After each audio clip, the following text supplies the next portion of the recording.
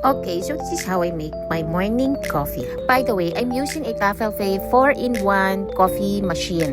So it supports Dolce Gusto capsules, Nespresso capsules, Esso pods, and of course, yung traditional na ground coffee. Personally, I still prefer the coffee grounds. Kaya lang minsan pag tinatamad ako, alam niyo, mas madali kasing gamitin yung Nespresso pods. So yun, minsan yun ang ginagamit ko talaga. By the way, yung gamit ko na tamper ay hindi kasama dyan sa coffee machine. It was gifted to me by my eldest daughter. Isang set yan. The drawer then is not included, so I bought that separately as well. Pinalitan ko yung old ko na coffee machine kasi para mas prefer ko to na may separate siya na milk frother. Yung previous machine ko kasi automatic na nagpo-froth ng milk. So mas gusto ko tong naka-separate siya, no? So ikaw mismo yung magha-handle and magko-control ng milk froth mo. Although yung quality nito is not similar dun sa mga mamahaling coffee machines, mas masarap pa rin talaga yung gawa sa ganitong klase ng coffee machine versus doon sa mga filter lang. Maganda kasi meron din siyang pressure, so somehow mas napipiga niyang mabuti yung ground coffee mo.